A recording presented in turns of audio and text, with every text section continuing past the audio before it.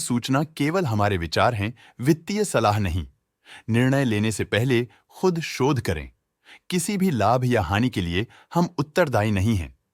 आज हम देख रहे हैं पिक्स ट्रांसमिशंस लिमिटेड के 2025-26 Q1 की standalone financial performance. Starting with the sales, पिछले क्वार्टर से सेल्स में -26% का डिक्रीज हुआ है, मगर कंपनी ने पिछले साल के मुकाबले मार्जिनल सेल्स डिक्लाइन रिपोर्ट किया, around -7%। Expenses -28% quarter on quarter decrease हो गए हैं, जो साल भर के -0.5% के डिक्लाइन के साथ अलाइन करता है। एक्सपेंसेस में डिक्रीज अच्छा है, लेकिन सेल्स में डिक्रीज निराशा की बात है। ऑपरेटिंग प्रॉफिट, जो पिछले साल के कंपैरिजन में -25.5% डाउन हुआ है, quarter on quarter around -17% decrease हुआ है। Operating profit margin OPM annual basis पे -5% से डिक्रीज हुआ है और पिछले क्वार्टर के कंपैरिजन में 2% से इंक्रीज हुआ है। एक्सेप्शनल आइटम्स को ऐड करके अदर इनकम पिछले क्वार्टर के कंपैरिजन में लगभग 2 गुना बढ़ गई, बावजूद इसके ईयरली ग्रोथ 50% हुई है। इंटरेस्ट एक्सपेंसेस पिछले क्वार्टर से -22% डाउन हुआ, लेकिन ईयर ओवर ईयर डिक्रीज -25% हुआ है।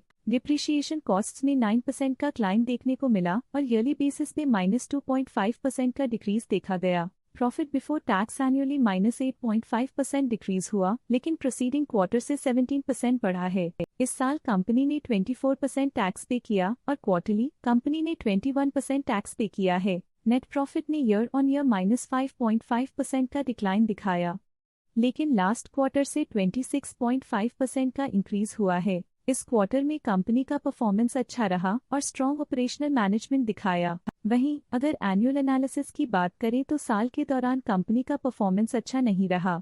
नेगेटिव नेट प्रॉफिट का मतलब है कि कंपनी प्रॉफिट के कंपैरिजन में नुकसान उठा रही है। अर्निंग्स पर शेयर EPS में ईयरली -5% का डिक्रीज देखा गया, लेकिन क्वार्टरली में 26.5% की बढ़ोतरी भी नजर आई। इस क्वार्टर में कंपनी का EPS अच्छा रहा और स्ट्रॉन्ग मैनेजमेंट दिखाया। पिक्स ट्रांसमिशंस लिमिटेड के फाइनेंशियल स्नैपशॉट को रिव्यू करते हुए कुछ मुख्य ट्रेंड्स सामने आए हैं, जो कंपनी की परफॉर्मेंस पे रोशनी डालते हैं। जून 2022 से जून 2025 तक पिक्स ट्रांसमिशंस लिमिटेड की फाइनेंशियल जर्नी में सबसे पहले बात करते हैं सेल्स की। इस साल सेल्स में 15% की वृद्धि हुई है और पिछले 4 सालों में 22.5% की वृद्धि हुई है, जो एक निरंतर अपवर्ड ट्रेंड को दर्शाता है।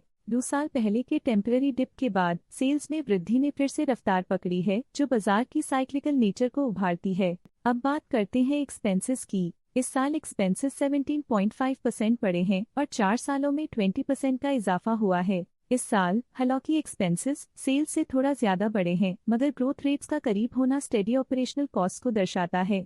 ऑपरेटिंग प्रॉफिट का सफर स्टेडीली ऊपर चढ़ रहा है, इस साल 9% की बढ़ोतरी के साथ और पिछले 4 सालों में 31% का नोटिसेबल राइज हुआ है। एक टेम्पररी गिरावट के बाद ऑपरेटिंग प्रॉफिट ने लगातार दूसरे साल वृद्धि को बनाए रखा है, जो बिजनेस ऑपरेशंस में साइक्लिकल अपटर्न को दर्शाता है। नेट प्रॉफिट का सफर ऊपर की ओर चल पड़ा है, इस साल 15% की चढ़ाई के साथ पिछले 4 सालों में 70.5% की शानदार वृद्धि हुई है। एक अस्थायी गिरावट के बाद लगातार दूसरे साल नेट प्रॉफिट में वृद्धि हुई है, जो फाइनेंशियल लैंडस्केप में साइक्लिकल रिकवरी को दर्शाता है। इस साल EPS में -6.5% की कमी के बावजूद लंबी अवधि में देखा जाए तो 39% की मजबूत वृद्धि हुई है। चलिए अब बात करते हैं शेयर होल्डिंग पैटर्न की। पिक्स ट्रांसमिशंस की शेयर होल्डिंग रिपोर्ट्स कुछ इस प्रकार की हैं, जो अननोन 2025 के तक चलता है। ये रिपोर्ट कंपनी के शेयर्स की डिटेल्ड जानकारी देता है, जिसमें promoters, promoter groups, foreign investors, public investors और सरकारी एंटिटीज शामिल हैं।